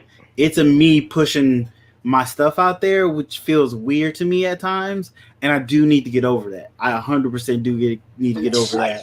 Let me ask you a question. This is the way I feel. I feel if I'm already wearing somebody else's stuff, I might as well wear my There we own. go. You know, I'm just I about mean, to say that same thing. How so you pay? I don't know what kind of shirt you're wearing, but you pay to buy that shirt. You pay for that okay, and then you're gonna wear it and put it on your content, and so you paid them to put their shirt on your content and promote it for free. Like, okay, this is US art, but that's still for us. Yeah, you know where I'm going. So it's like exactly. So it's like, why are we doing that? And I found that out more so later in life. Later in life, it goes, so far. I'm gonna have to have one of those. You have to brand yourself because nobody else will. Definitely. Think about that. It's Definitely. like, hey, when you finally start even selling your merchandise, why do I want to buy your merchandise? You won't even wear it in your video. If you don't want to wear it, why do I want to wear it? True. I mean, that's just the business mindset of, the same. I watched the video. We watched the video of 50 Cent. 50 Cent did a video, I'm sure it's all over the internet, where he was talking about expensive clothes, on how he doesn't wear them. He said it makes no sense for him to go out and spend $100 on a t-shirt, okay, and then walk around and branding that t-shirt, and him being who he is and now wearing that product is now promoting for that company without him being compensated. He said he'll rather, him being a multi-millionaire, go out and wear a $5 t-shirt with no branding on it and look just as clean. It makes perfect sense. You need to be compensated some type of way. Very true. Very true. So I guess I'm about to order a whole bunch of shirts. Hey, there we go. I look at it. I just did that, and then that's right. Yep, I did that, and now I got a jacket coming. So I did the hat, and it says Sloan on the back. Yeah. Okay.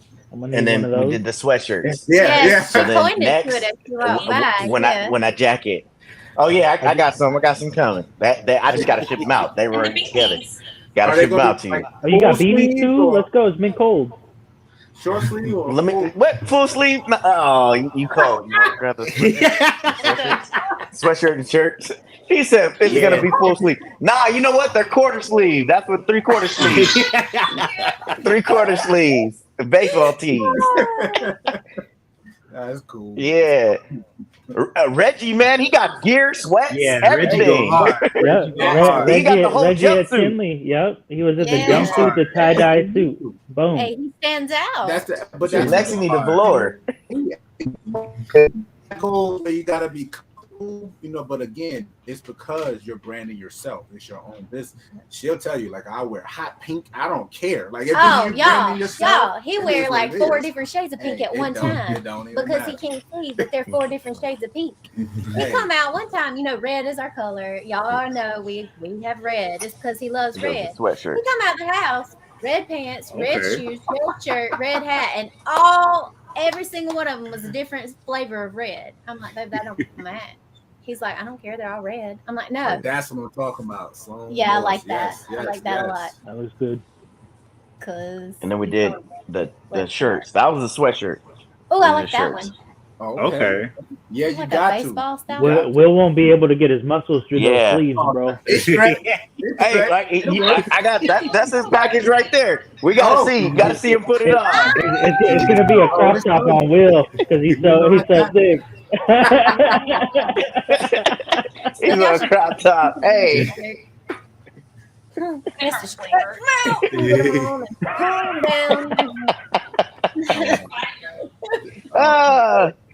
In different way. Hey, Will get all nervous when you start snapping on him. He change up real quick. Yeah. He coming with him.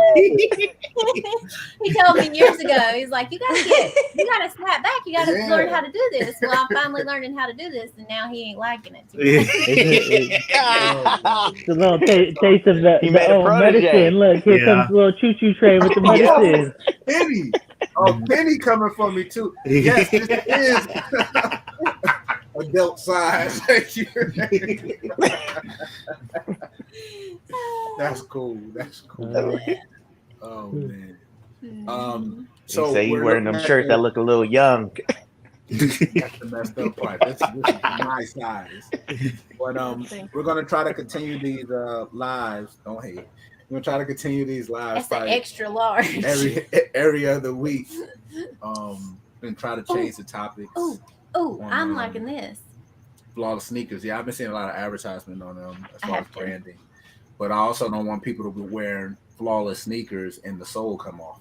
So I mean, you got some customized like so Vans and stuff. They're not so flawless. Yeah, exactly. And by all means, don't crease them. Lord have mercy. Yeah.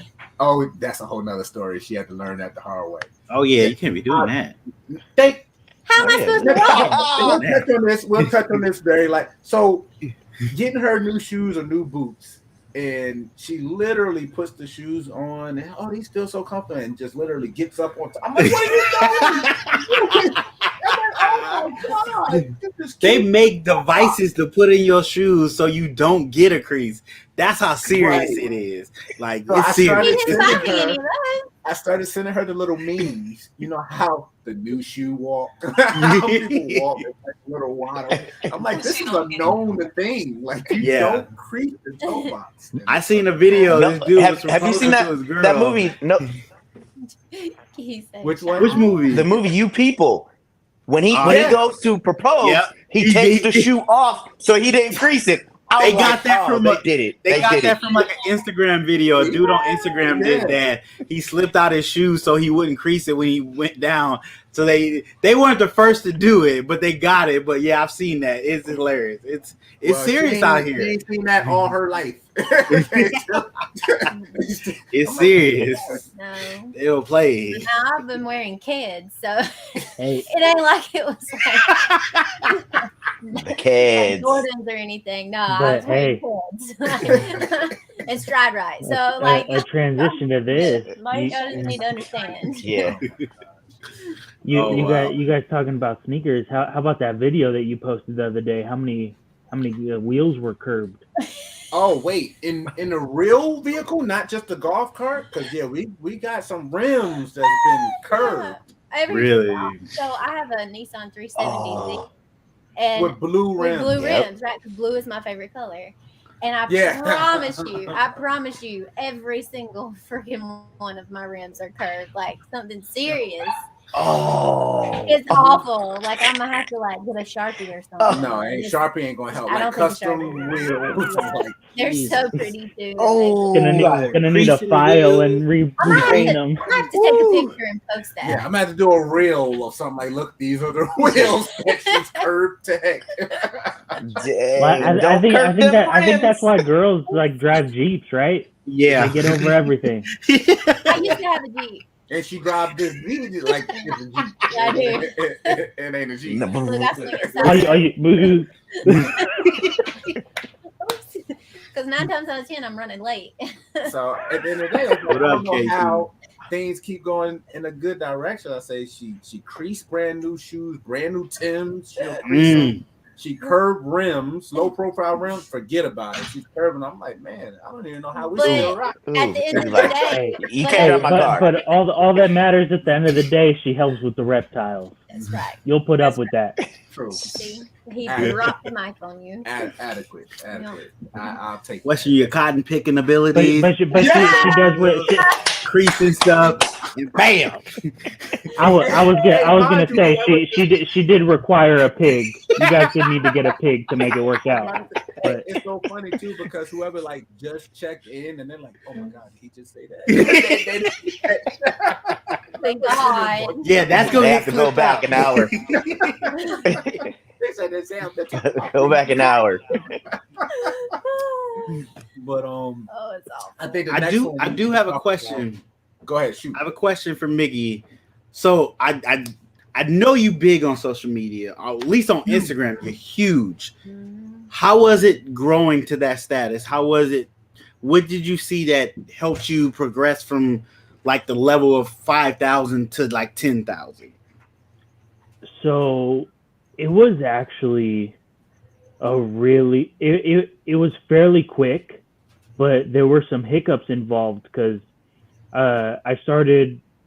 So I got the advice from a friend that has about 20,000 followers, and he's in the community, and I was all like, hey, I reached out to him. So I started reaching out to folks that had more followers than me and was like asking, hey, what are you doing that I can implement to help me get to where you guys are at?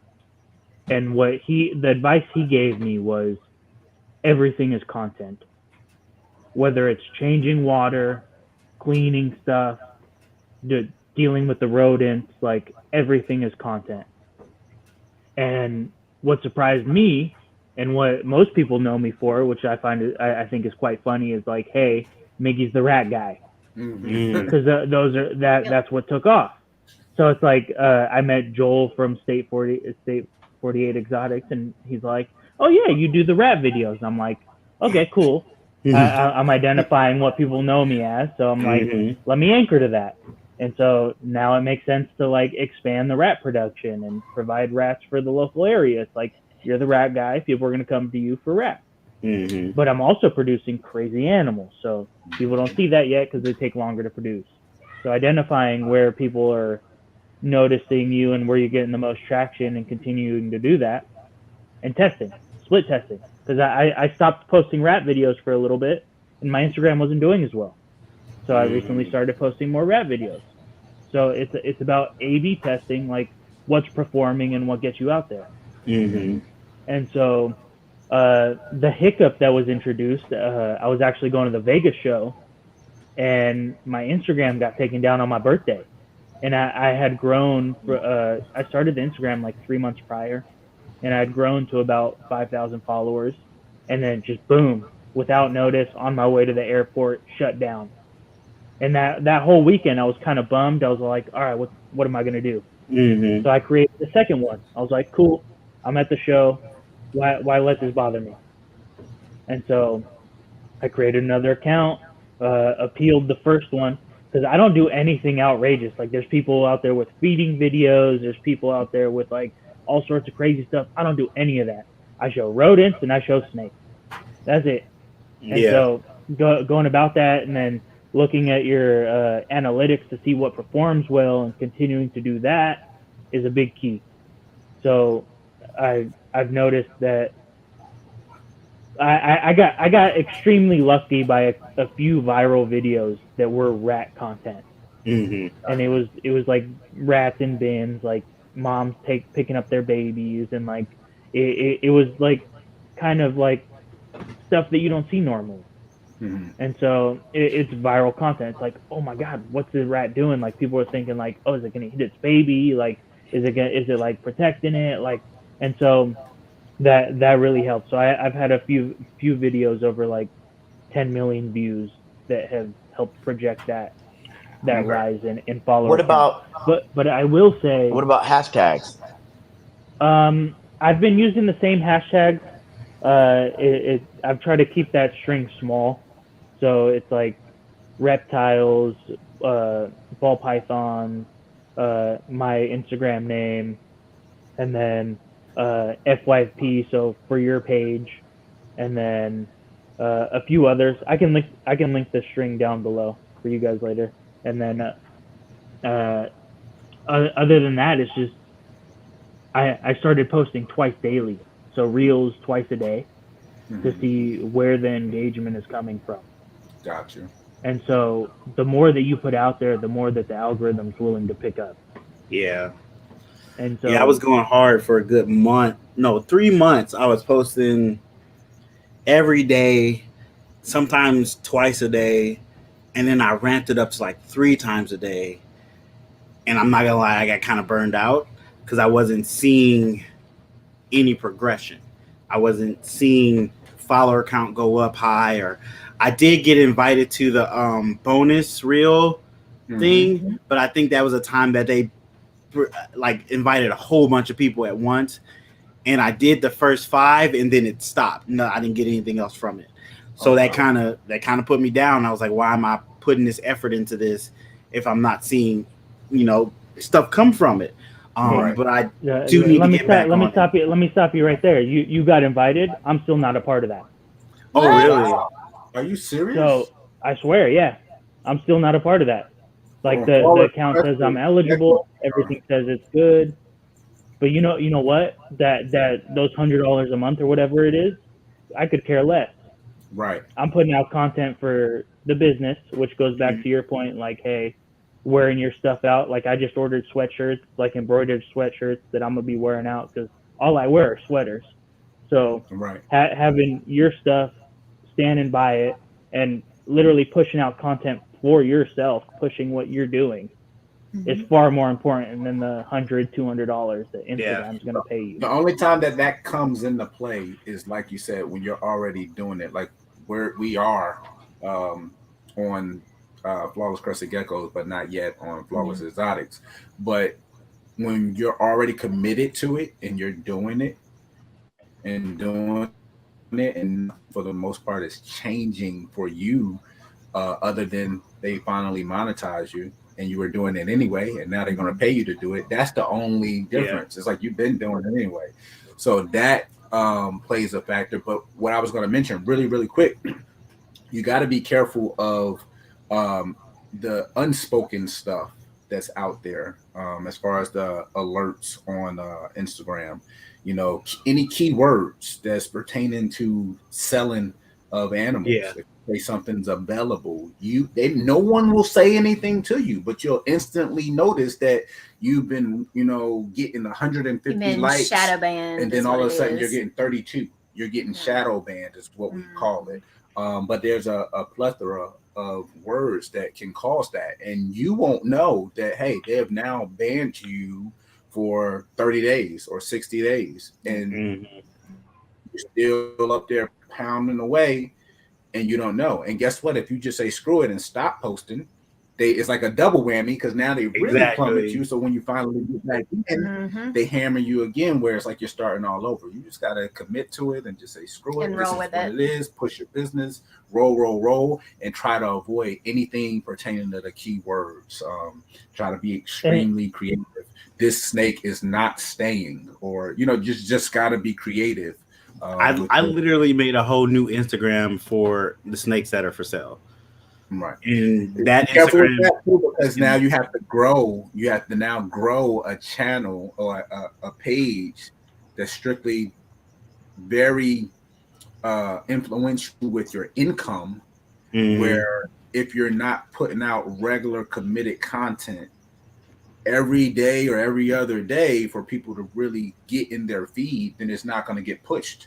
So is it really even worth it to do it if your channel where you have kids that look at snakes, that may show some interest, that may buy a snake from you in a year from now, or they just want to look at it, and you have 3,000 followers, and now you make this very specific channel where you have 400 followers that may be looking. It creates too much of a room to play, where you're not going to post every single day. You're not going to be committed to building that as much as you want to keep your existing channel rolling. So now you're splitting your time. Because trust and believe, like when we started Flawless Crested Geckos, obviously far before Flawless Exotic Creations. Right. And our crested geckos, it's upwards of over 7,000 at this point. But like it's been, slow going with Flawless Exotics on Instagram.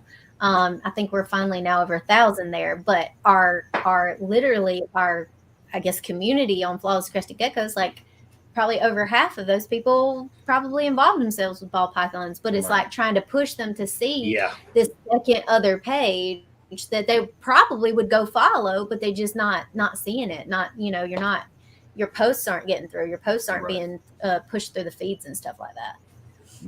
So, also with the larger follower count, you have to identify what percentage of those are actual reptile people. Yep.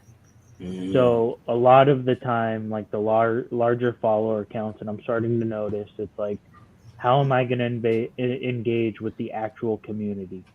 Because a lot of those are like, oh, cool, I saw a video, quick follow, and then never engage with anything ever again. Exactly. So it's about finding a middle ground. But there is, like, depending on what you're trying to do, and some of my focus right now is on the rats, and having that social media presence and having the social validation helps a ton. Getting folks in, they're like, hey, check out Miggy's Morphs. This is what I'm about. Being out there, it makes it a lot easier to go with you as opposed to Will's experience with his DG Pied. His where he got his DG Pied from, his guy didn't have anything out there. Exactly. So it makes it a lot harder to start engaging, and then once someone does engage, you have to take that customer service level like above and beyond. Like I had someone inquire about rats today, and I sent them over to Darren because he was in the Sacramento area. Like you can't just say, oh, you're not in my area, okay, end of conversation. Right. No, you've got to go above and beyond, and that's when people start to really give back to you. You give back what you give back to the community. Yeah. So you're helping folks out, you're sending them in the right direction, and then they're gonna be like, oh, I've got a buddy here in this area. Hey, he's got rats. They're like really high quality. They know what you're about. He helped me get rats up here. Like, he didn't have to do that, but he did. And so it takes you to the next level. 100%. Yeah. You never know what being nice to somebody can bring you down the road. That's why I just treat everybody genuine until they do something stupid and make you feel bad as a person. Then you cut them off. I'm done. Yeah. But I try to treat everybody as I want to be treated. Like, I've had people ask me questions that are just getting into snakes and thinking about getting their first snake. I've sat there and talked to them for months on end, and they decide I'm not going to get a snake. And then a year later, they contact me like, "Hey, okay, I'm getting a snake. Who should I go with? Do you got something? Let me know." You never know where those relationships might go. You treat every encounter as a growing relationship that you can foster for years. So that's how you should treat people. 100%. And it shows, like, the people that are actually doing it genuinely, you get a vibe. It's all a vibe thing. So you understand like who's about it and who's really not. Like, I'm gonna point you in this direction, but I want this and this and this. Yeah. No, it's not about that. It's like, hey, you need this, here you go. He's over there. Like, it's about you with all the networking stuff, it opens your doors to things, but you can't hog all that for yourself, because you can't utilize it if you're not in the right position to do so.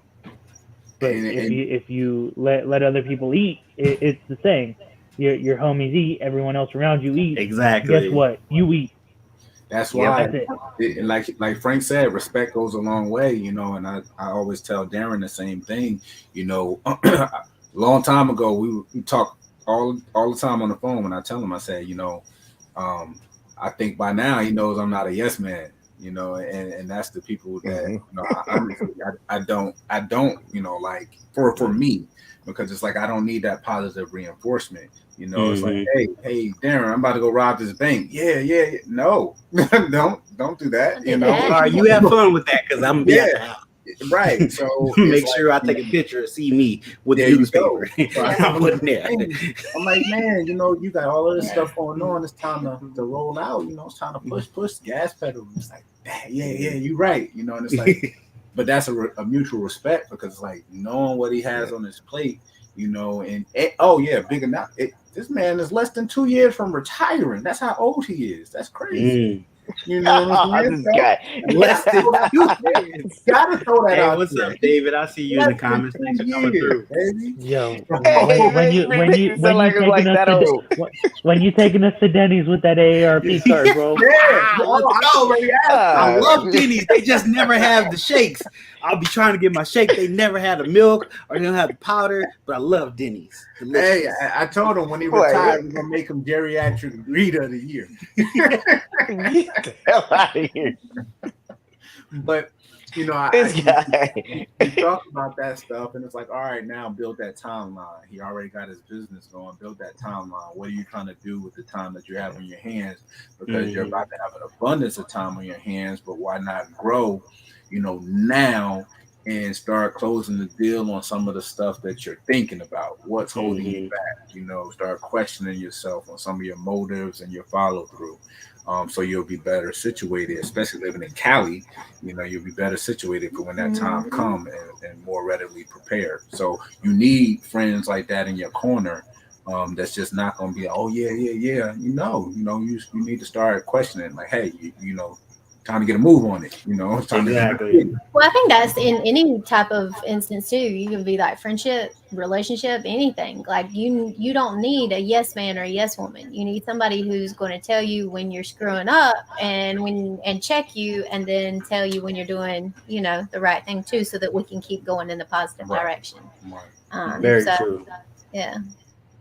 Very true. If you really I got my little squad of people that I bounce stuff off of. And they let me know, oh, that's stupid. Don't do that. All right, that's good. You need to keep pushing that. That's who you need to keep those people around. That's not afraid to tell you, oh, you messing up, big dog. You need to change this. You on the right track. Keep going. Absolutely. Well, I guess we'll start wrapping it up. Like I said, we'll start posting when we're gonna have the next one. I'll start developing some topics. I think the next one's gonna be on business structuring. so we can kind of collab and get some people to talk about their business plan and what they foresee their obstacles they're either actively going through now or what they're seeing becoming an issue as they move forward. Because ours will be different than any of y'all's as well. And definitely having an outside perspective of what's going on like now in the market. You know, this is the moment where people who are currently executing your business plan, you start falling short and hitting the pause button. And like we ain't hitting no pause button. So, but it can be scary. So I can understand that, but it can be extremely detrimental to what you want to do next. So I think that's what the direction we want to go in. Hopefully people watching, you know, they can subscribe, follow everyone, and have some input and take some insight to everything we'll be talking about. Yeah. Thank you. We appreciate all you guys being Appreciate on you, and sharing. Will, your, you gotta get Brandon on next episode. Oh yeah. You I've gotta seen get him Brandon on a on. lot of podcasts. Actually, I've seen him. I think it was with Forward Motion as well as Adam, I believe, and very knowledgeable guy. Definitely want to see some of that sunset stuff. Yeah. Y'all definitely need to hit me up when y'all so I can help y'all get this podcast thing together. Y'all need some intro music. Oh yeah, I'm I gotta hit you on that because we are like hit the play button. All right, we all got a snakes in the Fat Man, right? Or we gotta do his into that contest his giveaway. Yeah, giveaway. We all need that It's that the little intro camera, the mic. We need all that. we got it. We just don't know how to do the intro. We have man, we cleaning. I guess I'm gonna have to get on that. I said because you can have it to where you have an intro video. You can have it where you pop up like the topic. It could be the words at the bottom with the topic, so people know what topic we talking about. It's a lot of little interactive things you can do to get people to not only be watching but interact with it as well. Because apparently that is one of the things YouTube looks for too, is people actually interacting with your live stream and stuff. Oh, and so actually, that's a perfect example of what you said. Anybody that's still watching, we should have been did this announcement, but we actually have a sponsorship that's from Redline Shipping as well. We should have had the banner. We should have had that. Y'all need to call at me. I can get y'all set up with that. Yeah, we need to get it set. But anybody want, $5 off their next discounted price or regular shipping price through Redline Shipping during checkout, promo code, you type in flawless. $5 off. Yeah. So we appreciate you guys. Use that code. Use it up. Anyone and everyone can use it. We appreciate you guys. We'll definitely promote it better next time and put it out there. Redline Shipping, discount code flawless. Because I told him right before we started to come on, he said, are you ready? Because I'm sitting there like nothing. Like I'm just like, I had nothing going on, nothing on my face, nothing. And I'm like, I thought this was like a guy's thing. I'm like, no, this is a flawless thing. He's like, like, no, this is a flawless thing. I'm like, oh, well, I'll be down there as soon as I can. I said, because if you ain't here, I'm gonna talk crap. I'm gonna talk crap on myself. I'm gonna talk all about you. You ain't gonna be able to see nothing but slide. I mean, y'all definitely should push that. Like, there's not a lot of couples doing it, so that sets you apart right there off the back. So definitely work into that. Darren Taylor, get on camera. Yeah. Don't slide over. Don't slide over.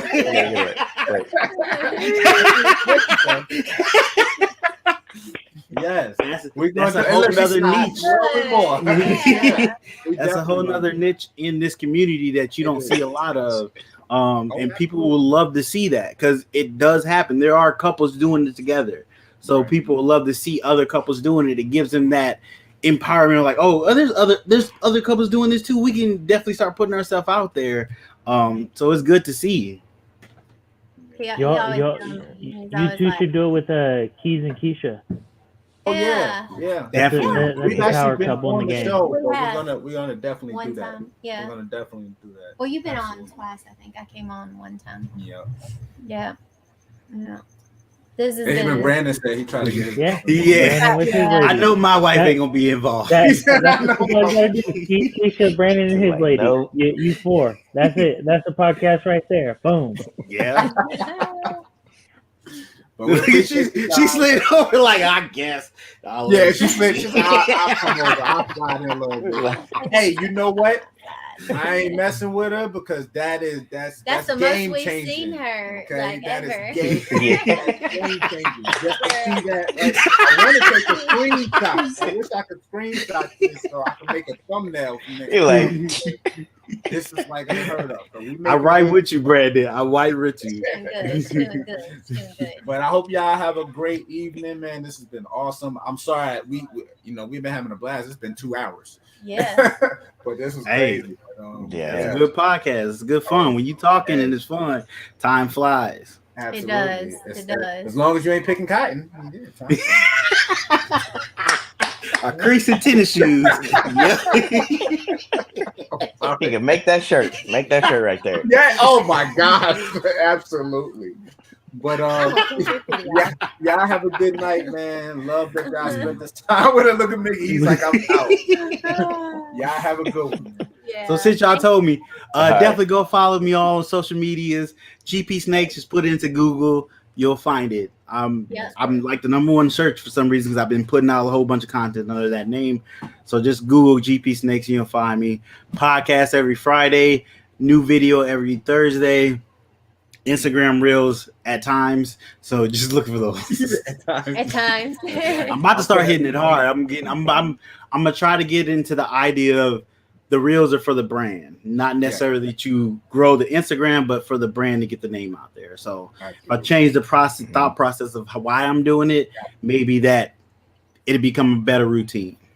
Got to. And I'll put everything in the description of the video. Yeah, for we can put anybody everybody's watching it later. Because we got Instagram and Cali everything. Mob and Miggy's Morphs. Everybody go follow them. Yeah, that's you know, right. and follow us on Flawless Crested Geckos too. That's where some of our funny crap is. Absolutely. That's where the rim. That's where the rims are. That's where the rim. Yeah, everybody's seen that one. They were like, "Wait, hold up, he's gonna die tonight." Hey, he fears for his life on the daily. Absolutely. No sleep. But y'all have a good Later, Sunday. everyone. All right. All right. See y'all. Bye.